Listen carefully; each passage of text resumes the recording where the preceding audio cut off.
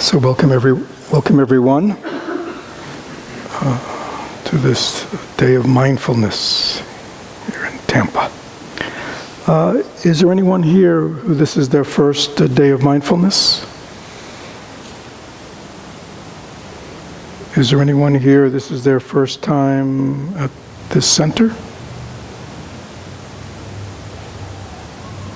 Anyone here this is their first time ever meditating? Oh, you're a brave soul.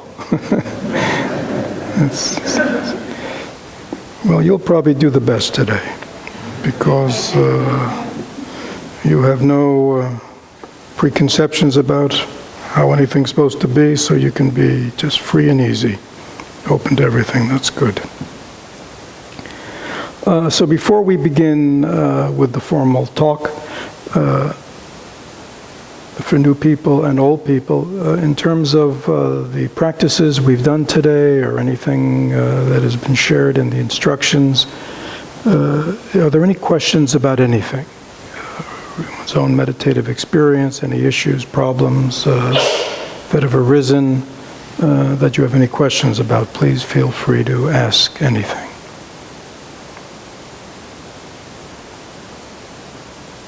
Yes.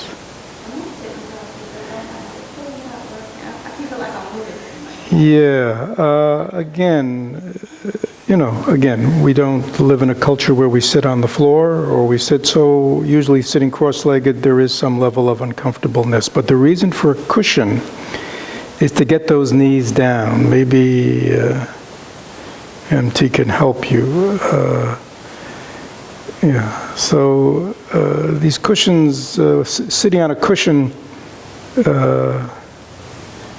is kind of come along with meditation from Asian countries, and there are different kinds of cushion, but the idea is to kind of get you want to get your knees down. What?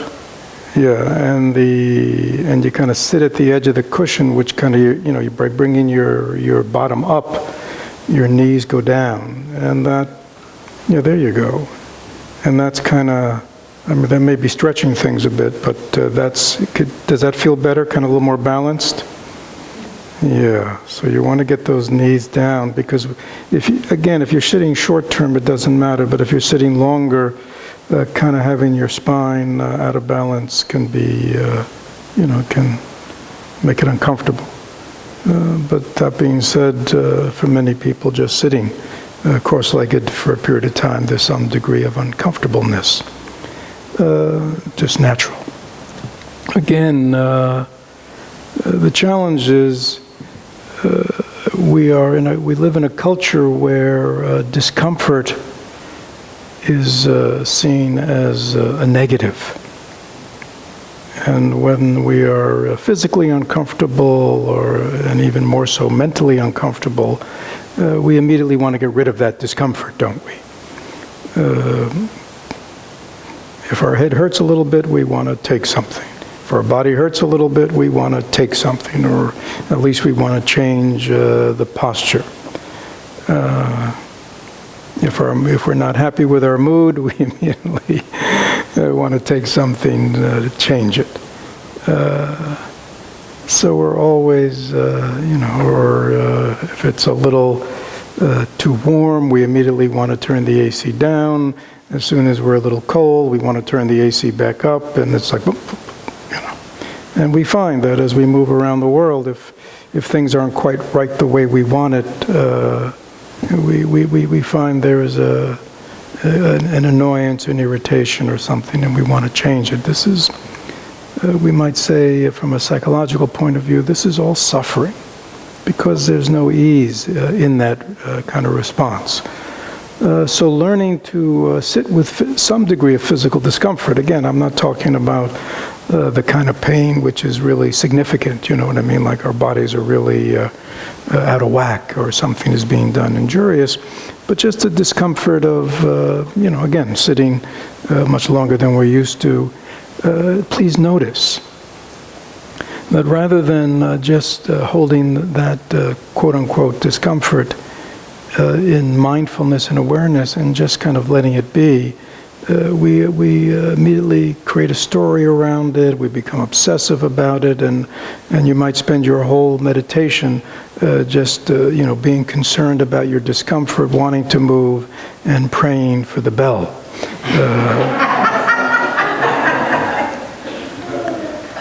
And then the bell rings, and you undo your legs, and your discomfort's gone. And you might ask yourself, what was I making such a big deal about? Right? Why did I spend half the meditation obsessing about these sensations? They're just sensations. Even to call them uncomfortable is a label we're giving them, right? They are just sensations. And again, learning to be with sensations and to acknowledge sensations, but not have to always react. It's sort of like many people, if they have an itch, they got to immediately, scratch it, right? Or if they're uncomfortable, they immediately got to move. I mean, we're always driven. I mean, it's very interesting. Sometimes you may, for those of you who find itches some kind of terrible infliction or affliction, you might make that the source of your practice one time and just ask yourself, what is an itch? You know what I mean? As a sensation. And if you're just present to it as a sensation, you might find it's just a mildly uncomfortable sensation that is short term, nothing to get disturbed about, or you know what I'm saying. So you can use these uncomfortablenesses that arise in your body during meditation as ways of kind of deepening your ease and your kind of acceptance of the way things are without always needing to what? We always need to change and manipulate. We're always manipulating. We don't like our bodily sensations, we always manipulate. We don't like our emotional sensations, our thoughts, we're always manipulating. And that takes work. And there is another way, which is just to be aware of. Right? And you may find that when you stop the drama and you're just present, that things are not as bad as we thought they were. So that's a good thing to do. In the same way, when we're in meditation, we may have thoughts, Anybody have thoughts that they didn't like having today? Right? It's like or they may have an emotion that comes up that they don't like having. I don't want to have this. But that reaction to a thought or a feeling is not coming from the thought or the feeling, is it? The thought or the feeling is just a thought of a feeling, or a feeling. It has no problem being what it is. But there's something within us that has discomfort or judgment or criticism about what is arising in our minds, the same way does about the body. And that again causes us always to react and try to manipulate or control what's going on. Much better just to relax and let things be. And actually look right at it. What is a thought? Huh? Rather than always reacting to them, what is a thought? Look right at it. What is a feeling? What does a feeling actually feel like? If I didn't call it bad or good or sad or happy, I just looked right at it. What is it? Right? And you may be surprised by what you find. Any other questions about the practices or what we've done so far today? Is everyone clear about what a day of mindfulness is about? Of course, I didn't mention earlier, but it's a given that it's a day of silence. Again, silence in and of itself, a day of silence, is a wonderful thing. Just to kind of have not all that activity and stimulation and talking going on, but just quiet. So one can kind of feel oneself and be present to oneself. And also be among 40 or 50 other people and all, very involved in a meaningful activity, and yet, not getting in each other's ways. It's kind of being together, but at the same time being alone. being with others, feeling their support, feeling the commonality of the practice, and yet at the same time knowing that the work essentially has to go on in our own minds. Right? So before I begin the talk, are there any? Yes, you have a question? Oh, I thought you're new today. This means this is the way we put our hands together. So you got to be really careful about that.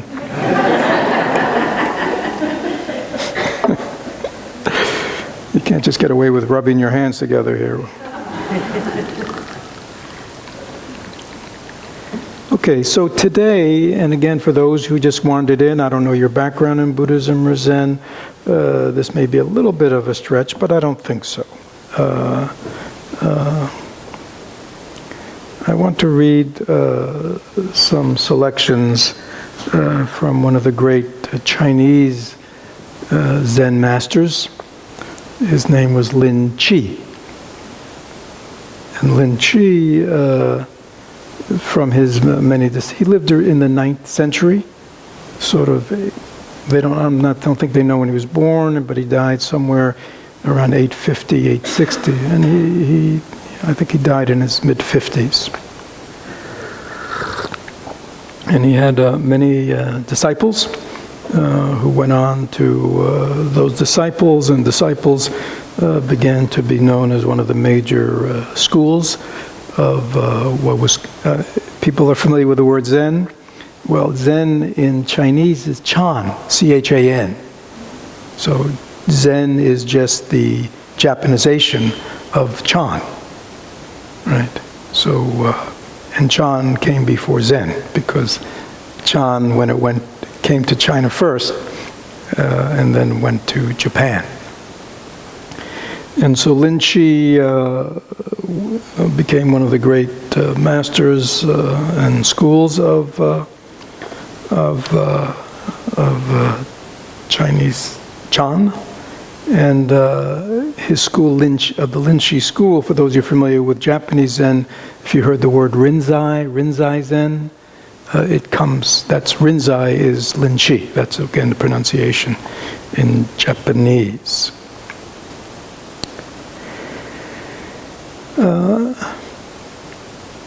And Lin Chi was known for his very straight ahead kind of teaching.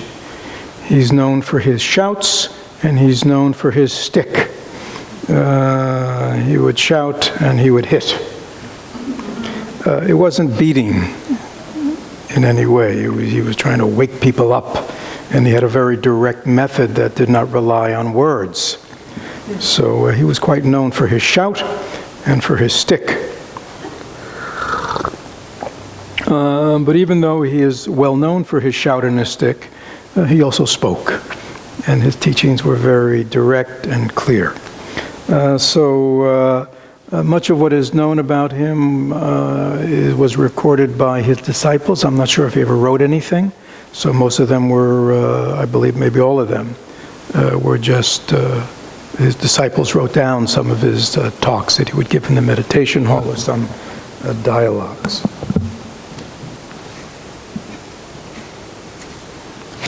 And in those days, they didn't have earpieces to deal with either.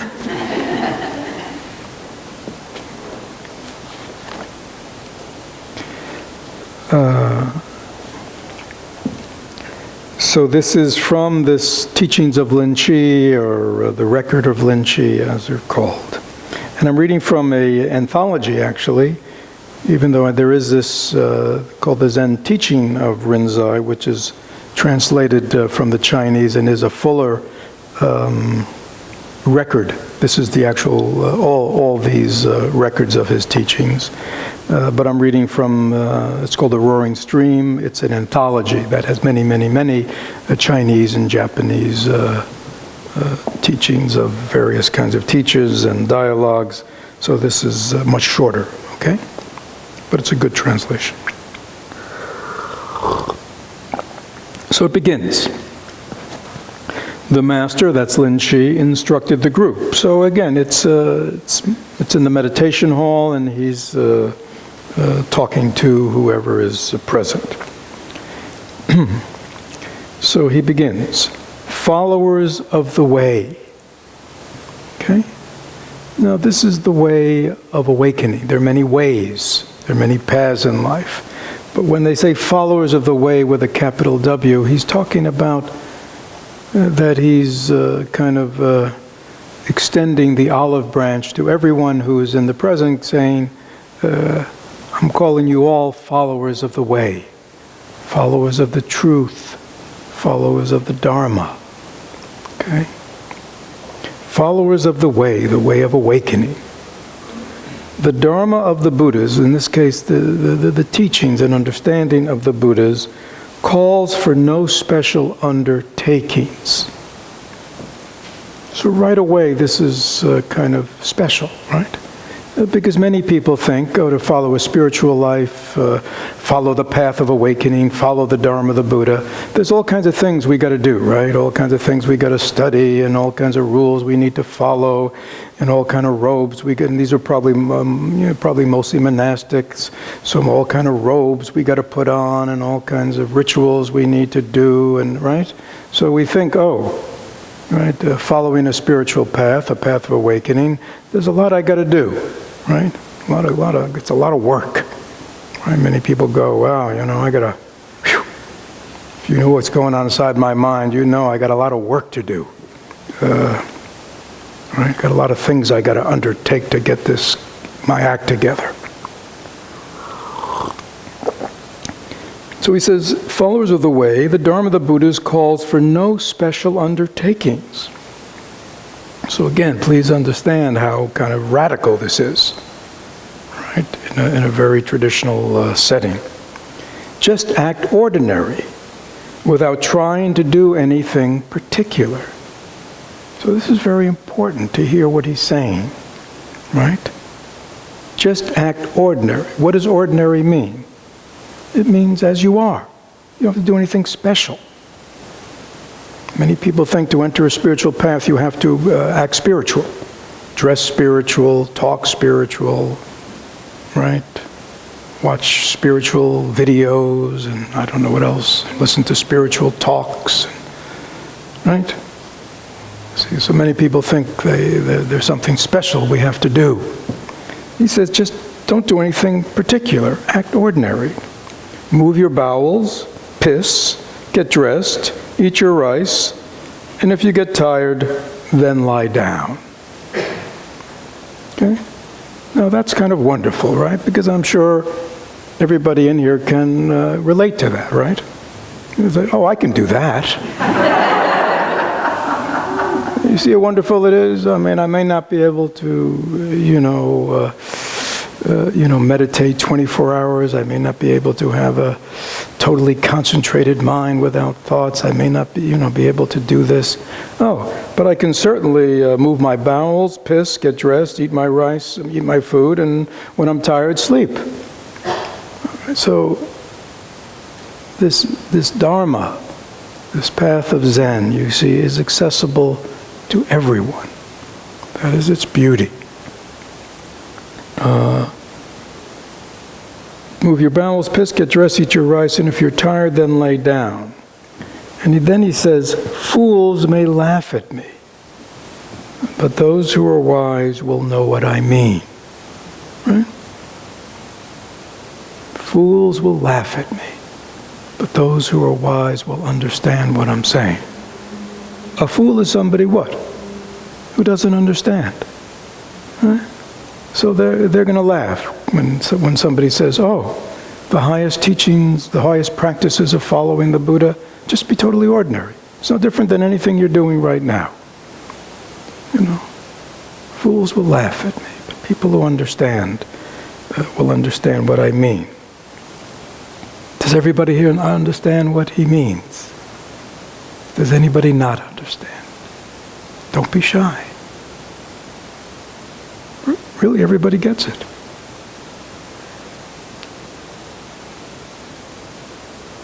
Does anybody not quite understand what Lin Chi's getting at?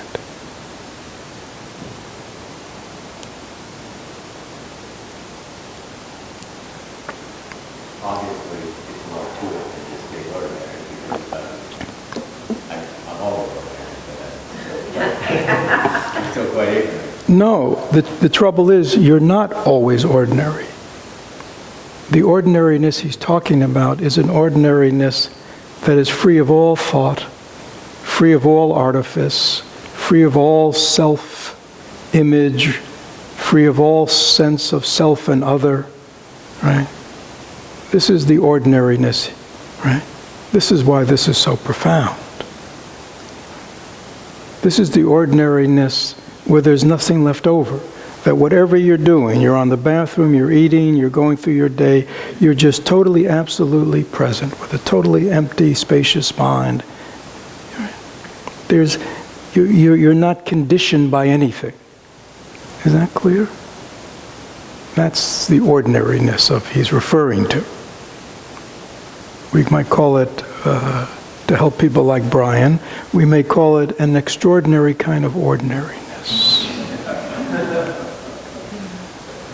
Because the ordinariness of most of us is not that free, right? As we go about our day, our minds are just constantly filled with self-consciousness and expectations and ideas, and all our interchanges are filled with dramas and mini-dramas and melodramas and emotional ups and downs, right? He's not talking about any of that. That's not being ordinary in the sense he means. So to have that kind of freedom and ease, that one is so relaxed that one can just be ordinary. Every day just ordinary. There's a wonderful saying in Zen, every day is a good day when nothing hangs in the mind. I don't know if you've heard that. Right? Most people can't say that, can they? Most people can't say every day is a good day. Most people say what? I have good days and bad days, right? How's your day going? Well, it's a good day today. Most people say it's a good day today. Why? Because things are going their way, right? And they'll say, how's your day going? Not too good. Why not? Because things aren't going my way, right? Or I'm preoccupied, or I'm obsessed, or right? So, but every day is a good day when nothing hangs in the mind. The mind is free. And then every day is a good day. Whatever comes. When things go your way, things don't go your way, it's all good, right? Because your mind is ease. Fools may laugh at me, but wise men will know what I mean.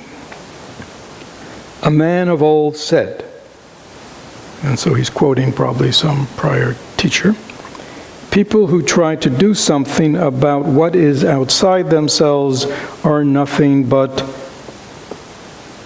blockheads.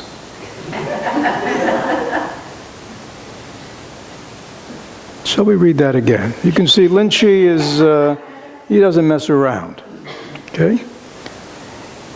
People who try to do something about what is outside themselves are nothing but blockheads. Now, there are people in this room who have spent their whole life, right up to this moment, always doing something about everybody and everything else. They're always looking outside, and they're always trying to manipulate and control, right? Does that create ease? Does that create well-being? And does it really make a difference in all your attempts to control and manipulate what's around us? Right? In most cases, it just exhausts us or frustrates us. And it often causes other people to be frustrated with us. And usually all our attempts at controlling the external world, most of it comes to naught. Not because we don't try hard enough, but because there are so many variables unfolding in this world and in each individual, that to think that we have the power to control and manipulate the external world is nothing but arrogance or ignorance. Now again, it doesn't mean that we are indifferent to the world around us and the people around us, and we don't act in a wise and intelligent, compassionate way, but we do that with this kind of understanding that always trying to control and manipulate those around us, our external conditions, and the world itself and the people in us is ultimately a frustrating situation if one is expecting the results one's expecting. If you can do it without any attachment to results, then it's much easier. There's more ease. But for beginning, especially for people who are trying to, again, everything is a developmental piece, so it's often important. You know, there's a saying in Zen, before I began the practice, I thought mountains were mountains and rivers were rivers. And then when I got into the practice, all of a sudden I learned mountains aren't mountains and rivers aren't rivers. And then at the end of practice, once again I understand mountains are just mountains and rivers are just rivers. So in the beginning, it's like Brian said, we think we know what ordinariness is, but we really don't. So we begin a process of cultivation, learning, at which point we learn that what we always thought was true is not true. Right? That's where we kind of learn that mountains aren't mountains and rivers aren't rivers. But in the end it'll all get simple again. But we have to go through this uprooting. We have to uproot all our wrong thinking, all our wrong notions, which leads us to suffering. Why do we always trying to control the world and the people around us and situations? Because we think if we do that, then we'll be happy, or we'll be safe, or we'll be secure, or we'll be free of anxiety, or all this stuff, right? Why are we endlessly accumulating things and going after experiences, etc.? Because we think if we get what we want, then we'll be happy, right? We think things that are essentially impermanent are permanent. We think things that really have no value have value. So in real spiritual cultivation, there has to be this process of undoing, unlearning. Is that clear? So what he says here, people who try to do something about what is outside themselves are nothing but blockheads. This is good for us to hear.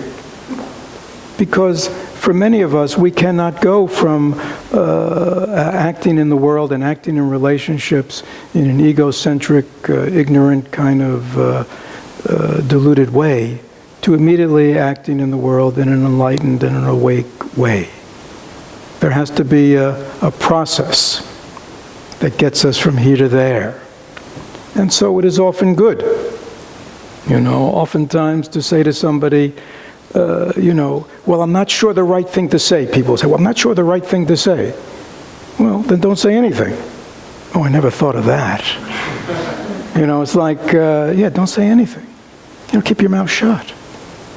If you're not sure what would be the most helpful or meaningful thing that could really be of benefit to somebody, don't say anything. Right?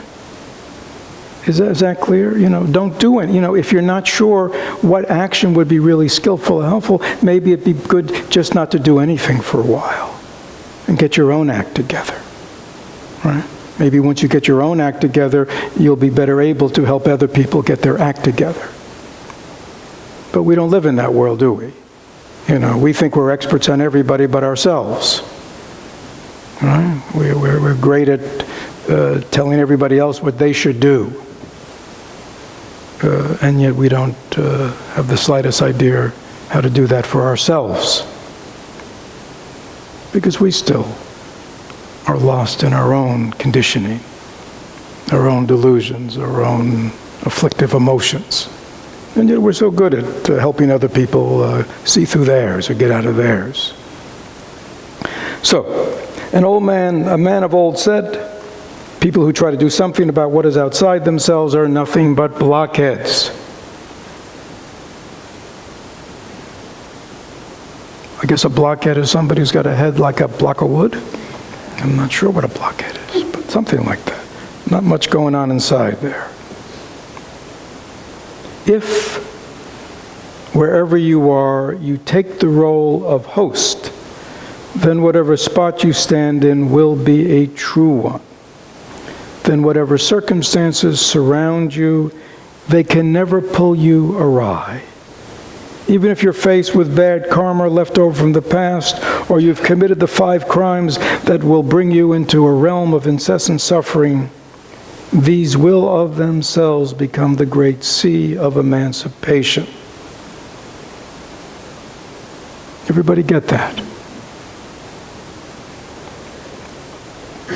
So, if wherever you are, you take the role of host. And I was talking about host and guest is a very traditional way in Zen to describe kind of how to practice, and especially how to practice with phenomena.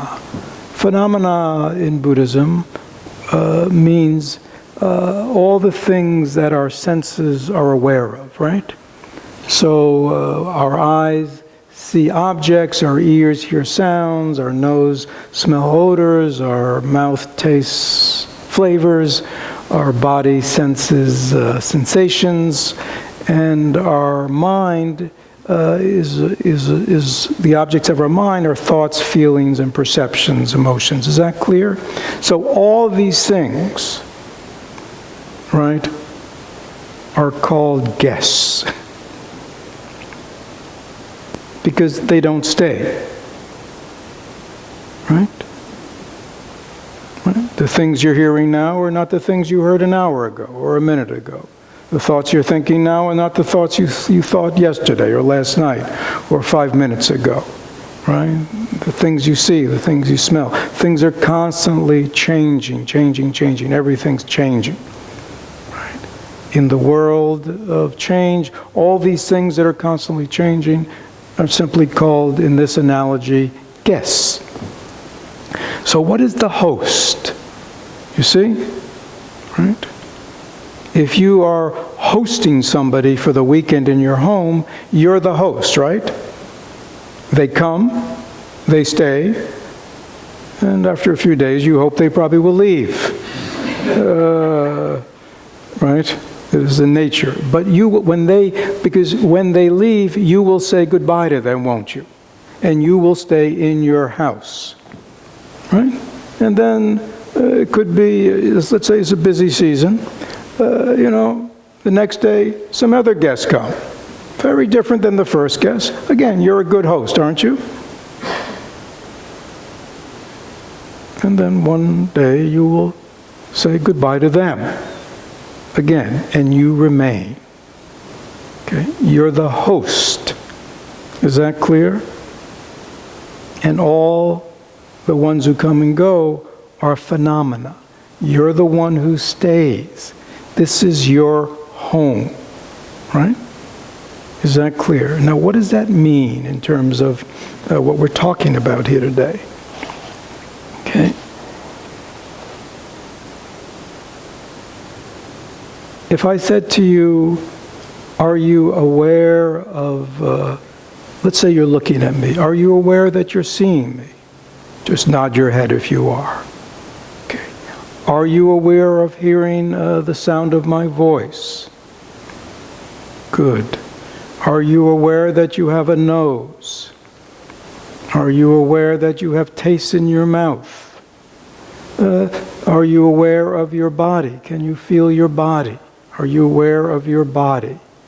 Are you aware of any thoughts that are in your mind if you watched your mind? Any thoughts that are arising, are you aware of them? Okay? So in all of that, even though we are moving from one sense organ to another, and to the mind itself, the one thing that is common among all of that is this awareness, right? There is something that is aware of sights, aware of sounds, aware of smells, aware of sensation, aware of thoughts, aware of feelings, all these things that are constantly changing. There is something that has stayed constant. Do you know what that is? For now, we'll just call it your awareness. You are aware of. This is your host, for starters. It's more to it than that, but for now, this is the host. Is that clear? Now, what is your problem? Your problem is you don't identify with the host, you identify with what? The guests. Right? You're endlessly identifying with the guests, the ones that come and go. You're the host. Let them be who they are. You know they're not going to stay, right? You know when some of your relatives come, you know. You can put up with them. Why can you put up with them? Because you know what? They're going to leave. Right? So you know this is just temporary. Right? And my home, where I am at home, my home where I am at peace, that will remain. Right? Because it was my home before they came. They can come in and they can be who they are and right, even stir things up a bit, right? But then when they go, what? Immediately when the door is closed, what?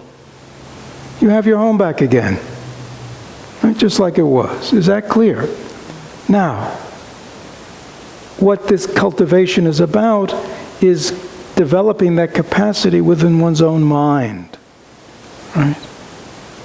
That one knows oneself as the host. One knows oneself as this basic awareness, mindfulness, whatever you want to call it. And that all the things that occur in life, they just come and go. So you're not disturbed. But as long as you identify with the guests, right?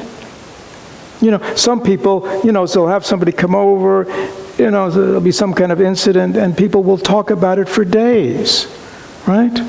I can't believe so-and-so did, you know what I mean? And you'll be talking about it and you'll be thinking about it and you'll wake up in the night with it, you'll wake up in the morning with it. I can't believe so, you know, right? I mean, they've already left. They left days ago. They might have left weeks ago.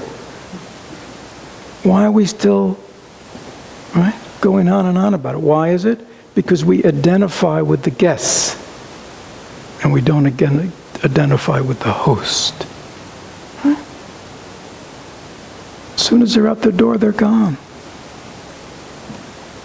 You have your home back again.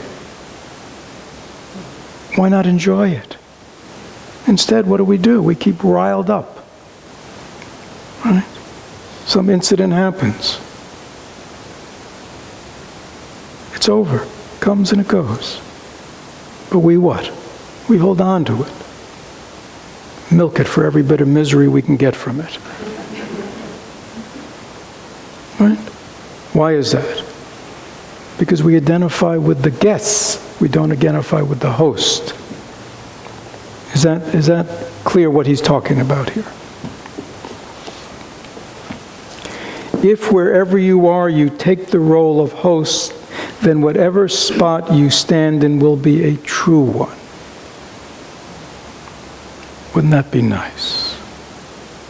Wherever you are, whatever situation you are, is a true experience. You're just aware, you're just present. You're just responding to things freely. There's no great emotionality, there's no great obsession, there's no great anything, right? That's why it's a true one. That's why it's authentic. That's why it's utterly ordinary. then whatever circumstances surround you, you can never be pulled awry, right? Many people go through life without that kind of inner stability, that inner kind of groundedness. Is that clear? And so we're always pulled into the world of emotionality. We're always pulled into the world. It's like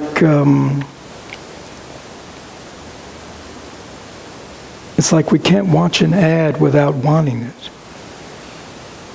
You know what I mean? It's like, it's like we're so monkey see, monkey do. All we need is some kind of advertisement or some kind of something, and immediately we want it, right? Somebody tells us, oh, there's a new restaurant, blah, blah, blah, or a new ice cream place, and immediately what? Oh, I gotta go there. A new movie, I gotta go there.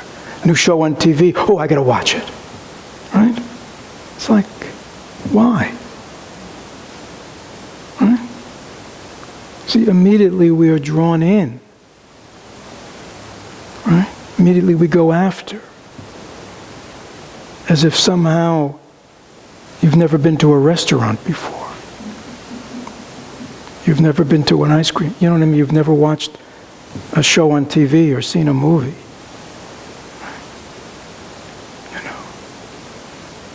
Oh, it's new, it's exciting. But after you watch it, then what? You can watch it again and again and again? No, you've watched it. I'm done with that one. What's next? I mean, that's how fickle our mind is. Something we were so excited about, and we had to have, and we had to watch, and we had to consume, all of a sudden, no, I'm not interested in that. Give me something new. Right? Whatever circumstances surround you, you can never be pulled away. Pulled away from what? From your home. From your home. Your home, where is your home? Your home is right here. With a mind that is relaxed, open, grounded, stable, aware, right? Totally present to everything, but doesn't get caught on everything. We're like that rat, endlessly running around in the maze to get the cheese, or going around on that wheel, endlessly, always trying to get something, never at peace. If wherever you are, you take the role of host, then whatever spot you stand in will be a true one. Then whatever circumstance around you, you can never be pulled awry. Even if you're faced with bad karma left over from the past. Anybody here ever faced with bad karma left over from the past? Okay, right. So see what he's saying here. This is important. Again, we may be here following a path of Dharma, of mindfulness, spirituality, or whatever path you're following. Because why? Because you want to be what kind of person? You want what? You want to be a good person, or you might want what? You want to be a happy person. You may want to be a compassionate person, right? You don't want to suffer anymore. I'm going to follow a path. I'm just going to have kind thoughts and loving thoughts, right? I'm not going to get angry again. I'm not going to be selfish again. I'm not going to always be judgmental and critical. You know what I mean? I'm not going to do any of these things anymore. I'm just going to be an ocean of love. Right? Just going through life, just surrounding everybody with love and light wherever I go. Right? And then what happens? Your bad karma comes along with you. You think you can leave it behind just because you imagine some imaginary reality for yourself. But the truth is, we are at this moment nothing other than what has conditioned us. And all of us in this room have been conditioned. Right? We started out just as like this little thing with no language, very simple, right? And then we almost immediately have been conditioned by experience, by family, by parents, by situations, by schools, by our society. Right? We don't realize that the way we are now is just our conditioning. And in responding to all those situations, we developed a whole range of thoughts and feelings and emotions about who we are and who we're not and who everybody else is, how the world is. And so we have this whole conditioned world that we think is real. We forget that we didn't begin this way. And this is also not the way really our minds are in its true nature. So we all have our conditioning, we all have our karma, and the thoughts and feelings and behaviors and words that spontaneously and naturally arise in our mind is the manifestation of our past. We cannot set it aside, can we? Have you noticed that? Even though you imagine yourself as a fountain of light and love, right? Kind of going through the world about 6 inches off, you're so light. In truth, you know how it really is, don't you? Inside your minds. So, he says here, even if you're faced with bad karma left over from the past, or the 5 crimes that bring you into a realm of incessant suffering, like maybe you've done really, you've had a rough life, and been in all kinds of really traumatic, terrible situations, that it almost sometimes these mind states are not just simply afflictive, sometimes it feels like you've descended into a hell, right? A living hell. Some people are like that. He says, even if that occurs, these will be of themselves become the great sea of emancipation.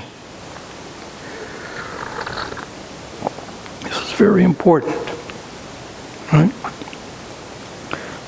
For many people, the things that arise continually in their mind, even after they have sort of committed themselves to a spiritual path or a path of transformation, is very disturbing to them.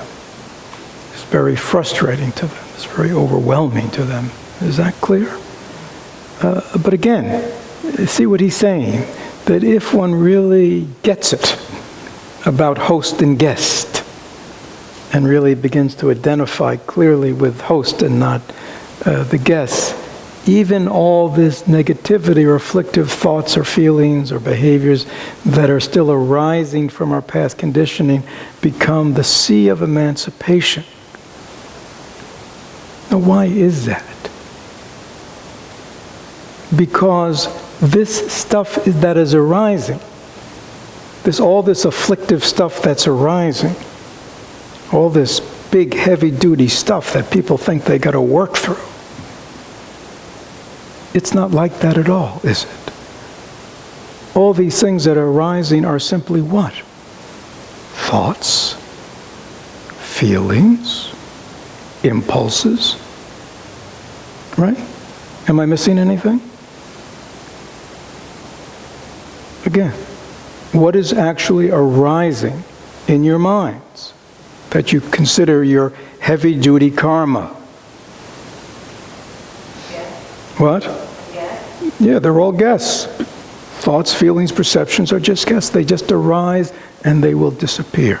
They just come and go. So if you have correct understanding, even all this afflictive stuff, memories. What is a memory? Right? Many people are traumatized by memories. Right? Because in their mind, they still see these memories as something real and alive. But it's not like that. That may be hard for some people to hear, but it's really not like that. Your memories are simply like like images from a movie projected on the screen of your mind. Your mind is blank, it is white, it's just aware. And then these memories just are projected on it. And one knows, one can go to a movie, a very a sad movie, a scary movie, a horror movie, all kinds of movies that all kinds of terrible things happen, and one can sit there and have all kinds of emotional experiences, and then when the movie's over, what happens? You walk out. Right? Why is that? Because you know essentially what went on in that movie is not real in any real inherent way, is it? In the same way, all our memories are not real. None of them are real. Real means what? That they're just images in the mind about something that happened that was real 10, 20, 30, 40, 50, 60 years ago. Right? They're not real in any inherent sense. They're just, mind stuff, images. That's all they are. And when you can see them as such, when you look right at them and see them as such, they will lose their power to afflict you. It doesn't mean they don't arise. And it doesn't mean when they first arise, they don't arise with a certain kind of energy that is calling to us. Right? And in the past, we have always what? When all this negative stuff arises, when it calls to us, we traditionally what? Yeah, we answer the call. Oh, come on in. Come on in misery, come on in suffering, come on in depression, come on in worry, come on in trauma. Yeah, I'll just play it all through again. Right? That's the way we've always done it. And so therefore it stays alive. It can stay alive for decades, if we handle it unskillfully. When you know the nature of phenomena, especially mental phenomena, thoughts, feelings, perceptions, memories, and you see them for what they are, they can become, as he says, they'll arise within the sea of emancipation. In the past, they've arisen in the sea of suffering for us. Is this clear to everybody? There may be people going, what is he talking about? Or if he knew what goes on in my mind, it's not like that at all. Or my memories seem very real to me. My thoughts seem very real to me. So please, if you're thinking like that, please ask a question. Don't just take what I'm saying at face value if it doesn't make sense to you, or if you don't think you can apply it.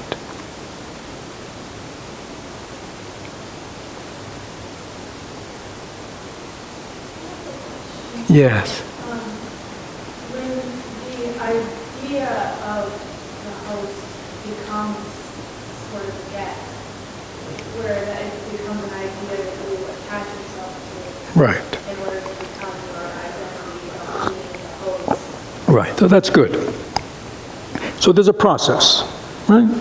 Again, spiritual life is developmental. It's not like you get it like that, right? So again, it's a process. Obviously, if host is just a thought and not an experience, it won't be too strong. And it's very easy to lose it. Because again, it's just another idea. It is a better idea than guess. So in a certain sense, people often say, hey, but I thought all thoughts are not real, or all beliefs. And, or somebody say, hey, in Buddhism they say, have no attachments. Isn't Buddhism an attachment to you? Or isn't Dharma an attachment to you? And my sense is, well, ultimately you're right, but for where you're at, it's a good one. It's a better attachment than than all your bad attachments. So oftentimes, in our practice, we need to replace bad thoughts with good thoughts, bad ideas with good ideas, right? But ultimately, we would like to have an experience of what it's like to be the host. And that experience is that experience of mindful awareness and learning that this is really who and what I am. Then it's not just an idea, it's an experience, right? It's like, what's it like? It's like when you know something, right? When you know your dreams are dreams, whether they're good dreams or bad dreams, right? When you don't know that in the world of dreams, they can all seem very real, right? But when you wake up, whether it was a good dream or a bad dream, right? A happy dream or a nightmare, you know it was just a dream, wasn't it? It doesn't disturb you, does it? Even though 5 minutes ago it arose, right? Once you know things are just dreams, then they don't disturb you, do they? Right? It's like that. It's that knowing. So your question points in the right direction with, in the early stages it's good to kind of get it straight in terms of what I'm going to identify with, but ultimately we'd like it to be a knowing. Right? So it's not always, every time something goes on, you go, oh, is that the ghost or is that the host or the ghost or the guest? Which one is it? I mean, you know what I mean? We're always kind of, our practice becomes like this work of always trying to remember. Like a lot of people say, now what am I supposed to do now? What's teaching? There must be some practice for this. And what's practice? I go back to the book, let me see what am I supposed to be doing here. Again, when we don't know what we're doing, we need the manual, right? If you don't know anything about plumbing and you're wanting to fix your faucet, you're probably good to have the book out there to kind of guide you step by step. But when you become more skillful at your plumbing, you don't need to take out the book, do you? You know what to do. You know what the problem is, and you know what the solution is. It's natural. Right? Your plumbing skills are now ordinary. They're no longer special. Right? Is that clear? But again, you can't jump there. That's what people go, no. If you don't know how to fix a faucet, get the manual and have it out there. Right? Once you've done it enough times, you don't need it right by the sink anymore. So, in the early stages of our practice, and people might go, well, I've been doing this a number of years. Early stage means until we get it. When you get it, you're no longer in the early stages. No need for a time frame. Okay, so we shouldn't fool ourselves, right? If we realize, because we see the condition of our minds, and the way we are still functioning, or still suffering, or still acting in an ignorant, pain-producing way, or unskillful way, we still need probably to keep our manual close by. Right? That's just smart, right? There are some people who go, they think they know everything. Oh, I can fix this, and then they get out there with their wrenches and their this, and they take apart the faucet, and then they think, oh, it must be something else. Before they've taken the whole mechanism apart, and there's water spouting everywhere, and they still think they can fix it. I just take some more things apart. Right? Don't be like that. Right? Until you really know what you're doing, keep your manual close by. And that's why it's good to have teachers and spiritual friends. Also to what?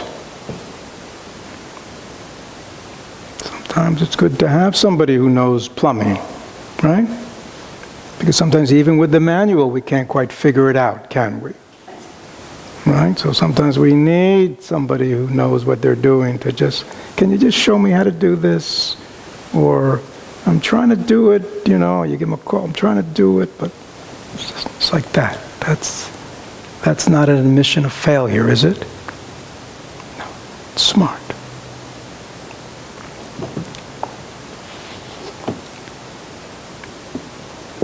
Even if you're faced with bad karma left over from the past or the 5 crimes that bring on the realm of incessant suffering, these will of themselves become the great sea of emancipation. I mean, any more questions about that?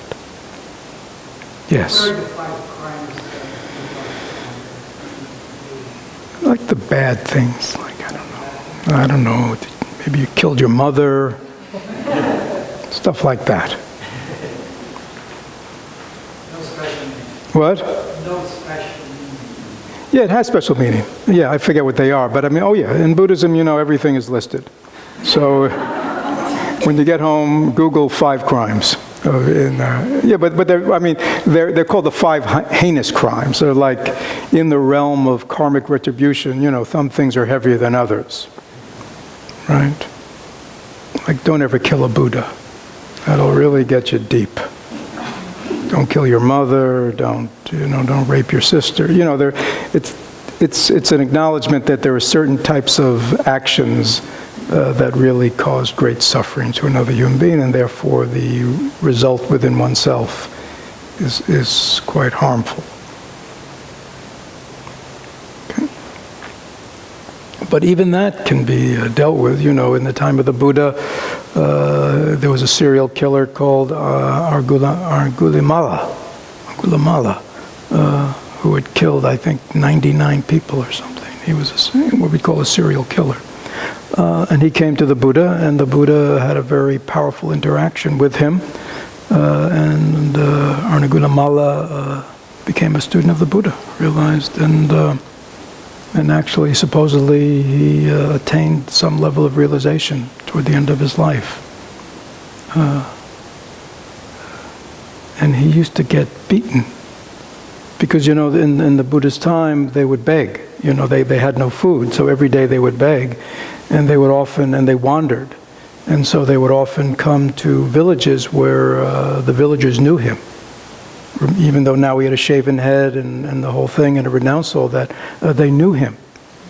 And of course, they had anger toward him. And so they would often physically attack him and beat him. And the Buddha counseled them, saying, this is just you're paying for the harm you have done others. So just receive it in gratitude. That this is, you're no longer creating that karma, so you have to be willing to accept the anger and resentment of those you've hurt. You have to be willing to. So it's a quite wonderful story.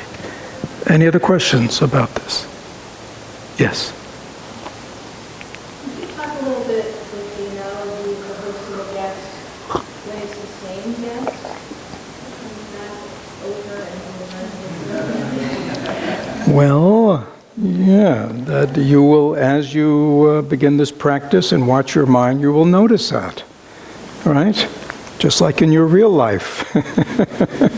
There are people who just bother you mildly, and there are people who bother you quite profoundly, and there are people who just bother you now and then, and there are people who seem to just be always at it, right? It's sort of like that. And in the same way, it's not quite like this. There's a hierarchy within ourselves. There are, again, and why is that? It's just because of causes and conditions. So there are certain kind of mind states, et cetera, that are more intense, and they are more frequent. Right? That's what you're talking about. And so so we sort of, over time, you begin to kind of see that, especially as the years go by of your practice, you begin to notice many things are clearing up, but certain things seem to be, maybe somewhat better, but still appear fairly intractable. In other words, very much part of it. And again, all you're noticing again is simply the way your mind has been conditioned. It is not you. You are the host, right? But you become aware that certain guests tend to think they have priority rights in your home. Right? And it's because in the past we have made them comfortable. Right? Comfortable meaning we've welcomed them. Even if they have been uncomfortable, we still have made them comfortable because we have indulged them. We have repeatedly, even our resentment or our struggle with them is no different than our embrace of them. It's the same thing. One's coming from a positive point, one's coming negative, but it's our constant involvement in these negative states that have empowered them. Is that clear? And they're not going to go away overnight, as you've noticed. But again, they will. Because why? Because their nature is impermanent. They have no solidity, they have no permanence. They are just thoughts, feelings, and perceptions, which are just made up of mind stuff. They're like imprints in our mind. Okay? So it is simply the way we just said, which is, first of all, you have to label them correctly. Right? I mean, this is mindfulness is the gatekeeper, right? I mean, many times we don't recognize them until they're already inside and running amok. Then we go, oh, So you want to get better and better and better and better and better with your mindfulness to kind of notice them when they're just arising. Okay? And they are arising not because you want them to, but because of conditioning. They just arise. So the issue in practice becomes, what do I do when they've arisen? The same way, is my mind going to be an ocean of emancipation, or is it going to be an ocean of suffering? So at that point, it becomes, how do I skillfully, right, deal with this afflictive emotion or mind state or whatever you want to call it? And again, your capacity to label it and see it for what it is, to not give it any play or as little play as possible. And especially in the early stages, over time, just one's mindfulness and awareness and looking right at it is enough for it to dissipate. But often in earlier time, we need to really provide an antidote, right? Which is some kind of statement of understanding that puts things in perspective, if it's in relationship to yourself, let's say, about whatever it is, right? Or if it's in relationship to someone else, we understand that in that moment we are distorting things, right? We are seeing this individual, this situation, in a very kind of one-dimensional way, in a very one-sided way. We're not seeing the fullness of the person and the situation. So again, that misperception can be corrected, right? And traditionally in Buddhism, also after that, is the generation of compassion or loving kindness, where we really generate the opposite, right? We want to, and that's part of the reconditioning of our mind, right? That we're now conditioning our mind in the realm of understanding, of acceptance, of kindness, of friendship, of all the. Because again, we do know that we all have friends or family that are that many other people may see as fairly obnoxious, many other people may see as not nice, and yet because they're our family, or we love them or care for them, we are very what toward them? We're very accepting. It's interesting, right? So that shows us that we all have that capacity, right? That things that in people we love or care about, that we can generate that kind of understanding or acceptance of, that we find intolerable when someone else is doing it. Now, why is that? I mean, it's very interesting, isn't it? Right? Or why is that? If our dear friend told us about this mind state, this afflictive mind state that arose in them, we can be very understanding and compassionate and wise in how we tell them how to deal with it. But when it arises in us, we want nothing to do with it. Right? Now, why is that? I mean, what's the difference? So is that helpful? Yeah. But again, I mean, the important thing is, that it be dealt with, and it be dealt with in a different way. I mean, if we continue to let it run amok, and we will just continually be, replicating, and it will stay as powerful as ever and as frequent as ever. Again, some things go away fairly quickly. Some things stay much longer. But again, if they are handled in the skillful, wise way, over time, they will dissipate.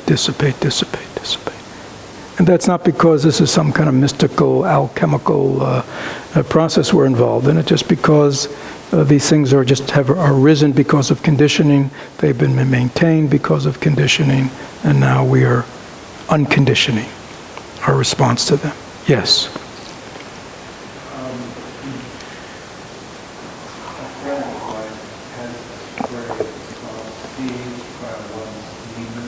Seized by one's demons. Yes. Mm-hmm. And I'm thinking about that while you're talking. Mm-hmm. So my question is, do you think it's important to understand one's demons, or simply to approach them in this mindfulness way, greet them in this mindfulness way, acknowledge them? Yeah, so that's a good, yeah. Yeah, so that's a good question, and it's sort of similar, but it's good. I mean, the question is, I know I'm repeating it, the question is, this gentleman has a friend who, in his own internal process, refers to his mind being seized by demons. And the question that was asked is this kind of general way of mindfulness and awareness and just seeing things and then just letting them kind of be and unfold, is this enough, or sometimes is some kind of, I think you're saying really some kind of psychological understanding necessary? And again, we need to be practical, sort of like I said about the manual, to say, I should really know this does not mean you know it. And even if you've, fixed it many times before, but you still are struggling, please get the manual or call somebody. So again, I think the proof is in the pudding. For certain, again, it depends where one is developmentally. To me, if someone is telling you he feels taken over by demons, right, then he's really feels that whatever is taking him over is something like, indigenous to him, and just takes him over. It's like, and he doesn't have any sense of what they are, other than these terrible mind states or impulses, right? So in that sense, sometimes having a kind of historical, psychological understanding of them may be helpful to see that they're not demons, they're not devils that have taken over his mind from outside, but that are simply things that have arisen in his mind because of past events. You know what I mean? In a sense, that kind of normalizes it. You're not crazy, you're not possessed. This is a response to things that have happened in your life, and and then the way you responded to how things happened in your life. And so I think that kind of more traditional in our Western model of psychology, or understanding the history, can be helpful in that way. But the problem, the shortcoming of that traditional model is it doesn't mean we're going to be free of it, even though we have great understanding, right? So we can be in therapy for many years and understand about our wounded inner child and all that, but still be afflicted by those kinds of emotions. And, so in Buddhism, going back to the Buddha, the psychological impetus is for liberation from suffering. It's not just from coping better with suffering. But again, if one's at a place where one is overwhelmed by suffering, certainly learning to cope better with your suffering is certainly better, isn't it? Is that clear? So it's not, don't turn it into either or. We got to be careful. To me, it's a developmental model. And one has to decide where one is developmentally, not where one like to be developmentally. Right? And the proof is in the pudding. It's sort of like in answer to Cheryl's question. I mean, certain types of mind states, even painful ones, tend to be more workable. Other ones tend to be much more overwhelming, and we have to have different responses to different things that arise in our mind. Any other questions? We'll just continue for a few more moments and then we'll have lunch.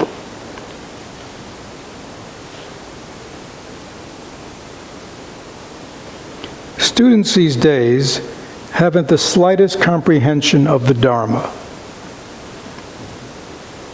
They're like sheep, poking with their noses. Whatever they happen on, immediately they put into their mouths.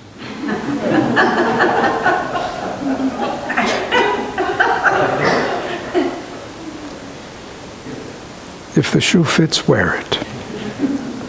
Students these days haven't the slightest comprehension of Dharma. That's the Buddha's teachings, the practices. They're like sheep, but whatever they happen upon, they immediately put in their mouth. They can't tell a gentleman from a lackey. Can't tell a host from a guest. Okay? They can't tell the difference between real gold and fool's gold. They can't separate the chaff from the wheat. Right? All kinds of, these days, all kinds of quote-unquote spiritual teachings, it's endless. Right? The smorgasbord of what's offering is endless. And one can endlessly gorge oneself on different practices and different teachings and different books and different videos. And you know what I mean? It's just endless. But he's saying, how can you tell what's true and what's false? Right? What's real gold and what's fool's gold? What's a diamond and what's zirconium? People don't know the difference.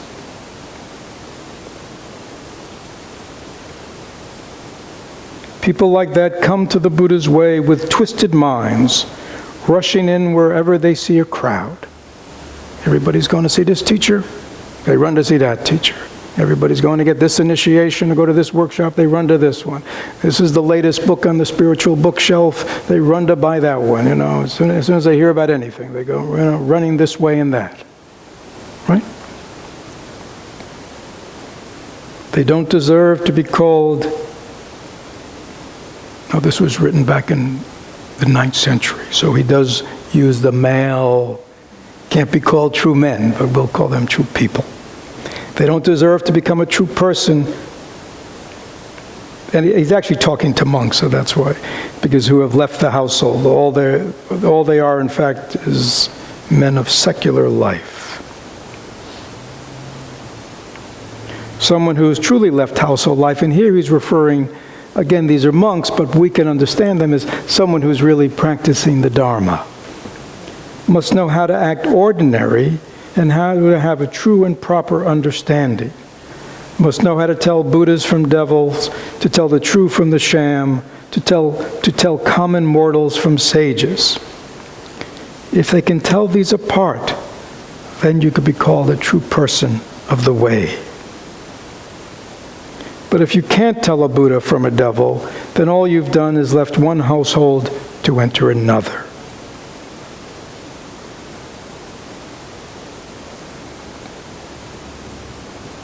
I mean, does that make sense?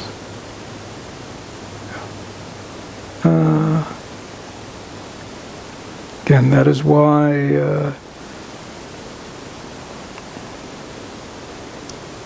in our culture, which is not a spiritual culture, it is a culture that kind of knows or respects people by externals.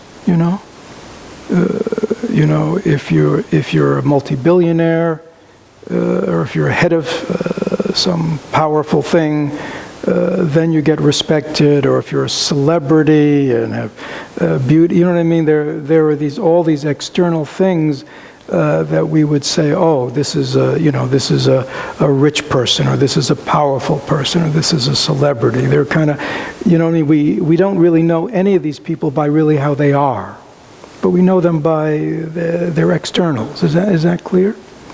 And so what he's talking about here is, how do you know,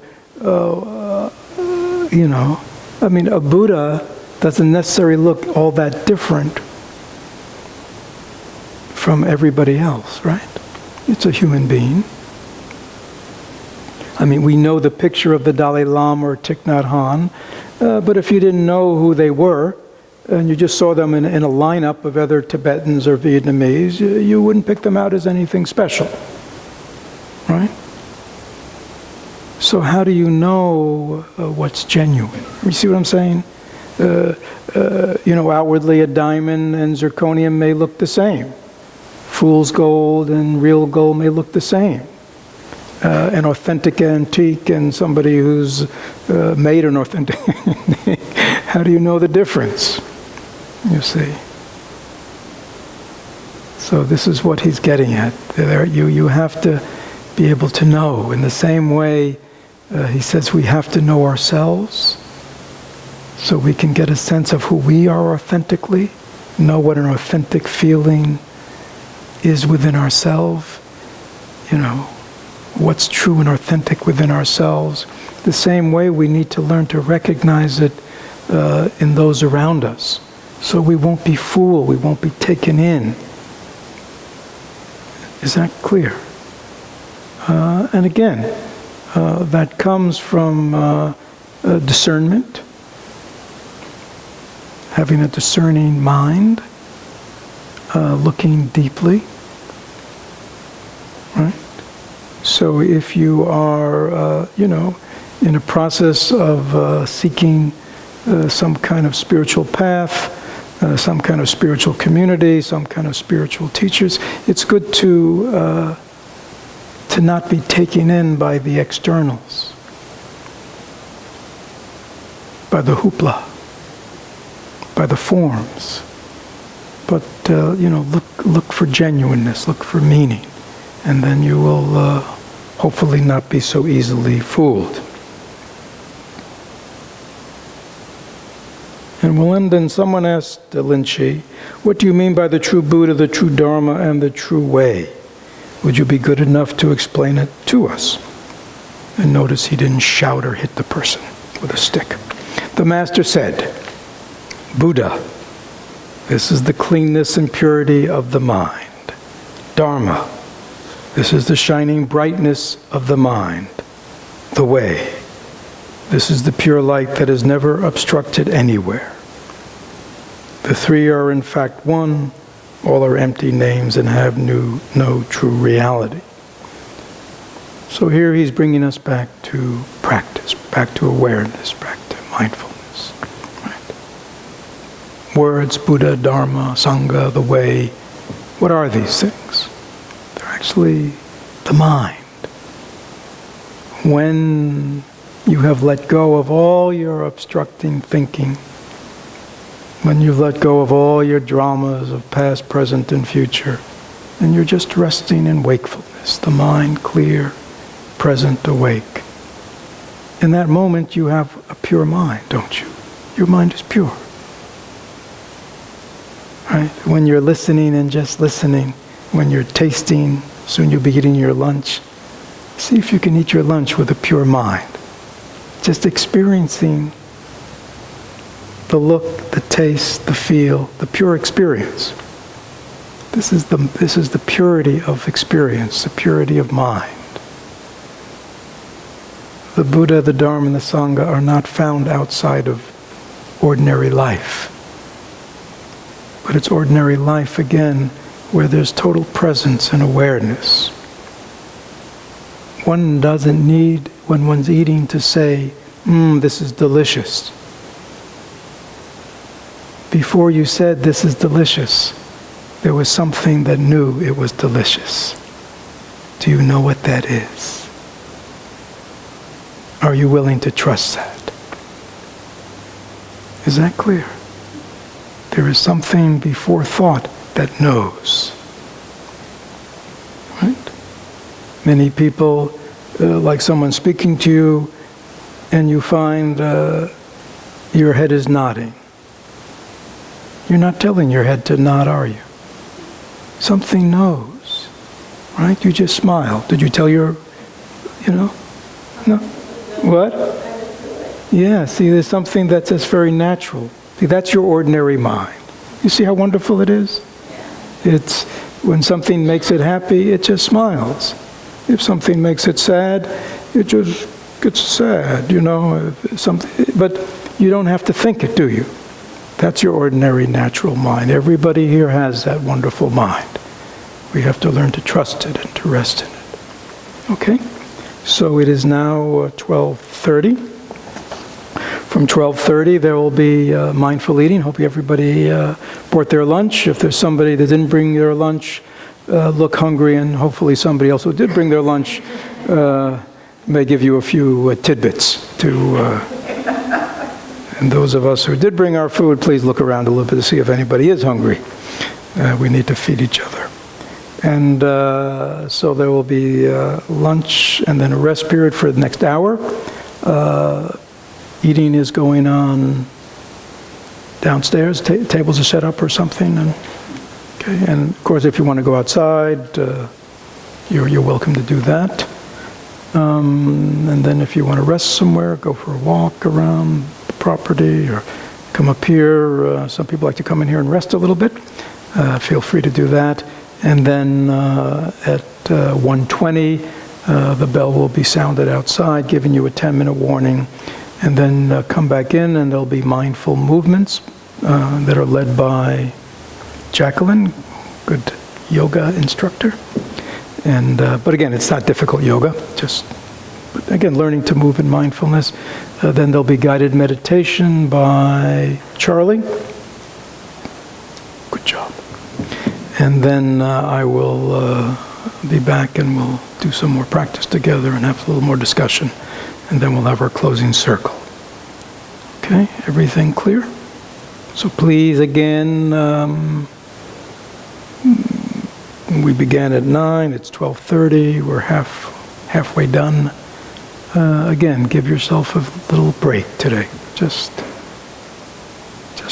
do your best to just be present the way we talked, and see if whether you can cultivate that awareness of host, and that all the things that are going on around you and within you are just arising and passing. They're just guests.